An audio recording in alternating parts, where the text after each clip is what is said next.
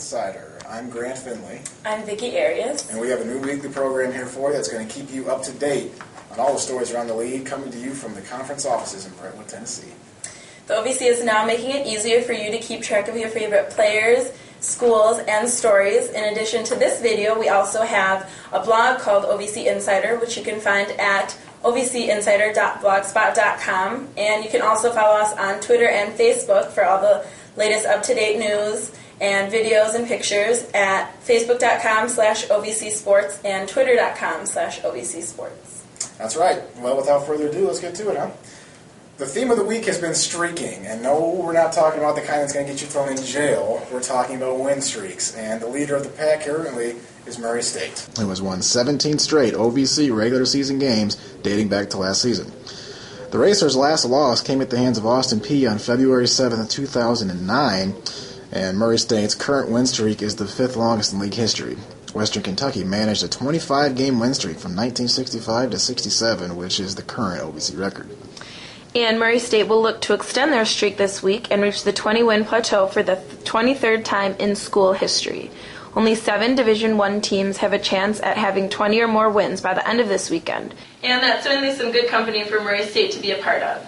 The next streak is taking place in Moorhead, Kentucky, where the Moorhead State Eagles have increased their win streak to 10. That 10-game win streak includes a victory over Eastern Kentucky on Saturday, who had been streaking themselves at McBrayer Arena.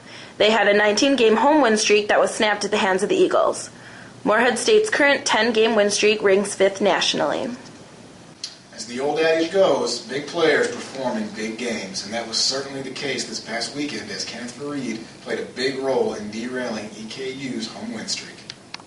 The effort helped Fareed earn his 3rd Player of the Week honor in the last 4 weeks and his 4th overall. Fareed entered the 2009-10 season as Division I's leading returning rebounder.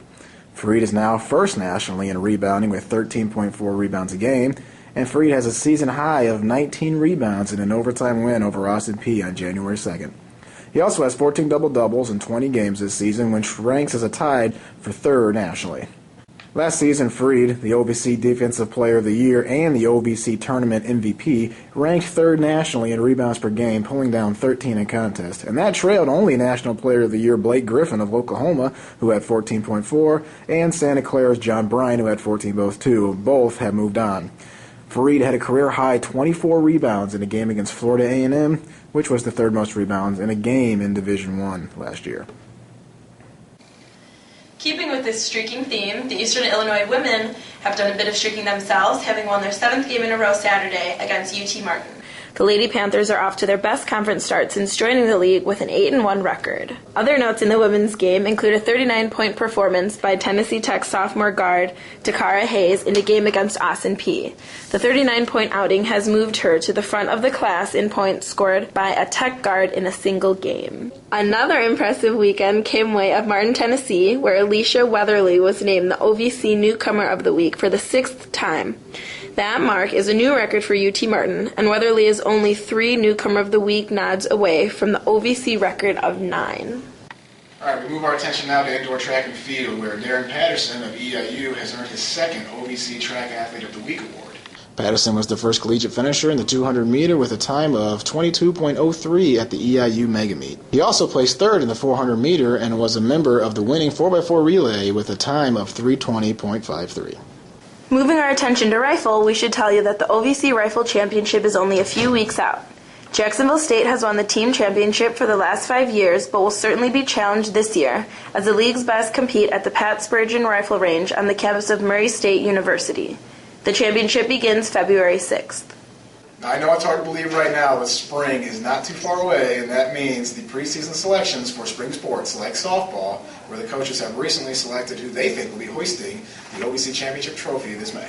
Jacksonville State is the leader in the clubhouse at this point, but I'm sure the competition will be as fierce as ever this year. Last season, Jacksonville State posted a 43-16 overall mark while going 19-2 in the OVC en route to its 2nd straight and 3rd overall regular season title. The Gamecocks became the first OVC team to earn an at-large bid in the NCAA tournament last season. Jacksonville State also became the first squad in league history to advance to the Super Regional after picking up wins over James Madison, Nebraska, and Tennessee. The Gamecocks eventually fell to Alabama to end their NCAA tournament run. Well, this weekend marks a special event. It's the Coaches vs. Cancer Suits and Sneakers Awareness Weekend. It's a collaborative initiative of the American Cancer Society and the National Association of Basketball Coaches. And as I said, it's going to be this weekend, January 29th through 31st. Participating NABC member coaches will wear sneakers instead of dress shoes with their suits during weekend games. Basketball fans are also encouraged to wear their sneakers to the game that weekend to show their support. You will also be able to see Billy Kennedy and Jason James of Murray State and UT Martin, respectively, participating in the event as their teams compete on ESPNU this Saturday at 1 p.m. Central Time. And with the basketball season starting down the home stretch, don't forget to get your tickets to the OVC Basketball Championship. The tournament will once again be held at the Semay Center in downtown Nashville on March 5th and 6th. For tickets, go to Ticketmaster.com or check out OVCSports.com for more info. There's plenty of great seats still available. Well, I think that about does it for our first show. That's right. Make sure you check back with us next week where we'll provide more information on the league. And also, make sure you check out the blog, follow us on Twitter, and become a fan on Facebook of the OVC.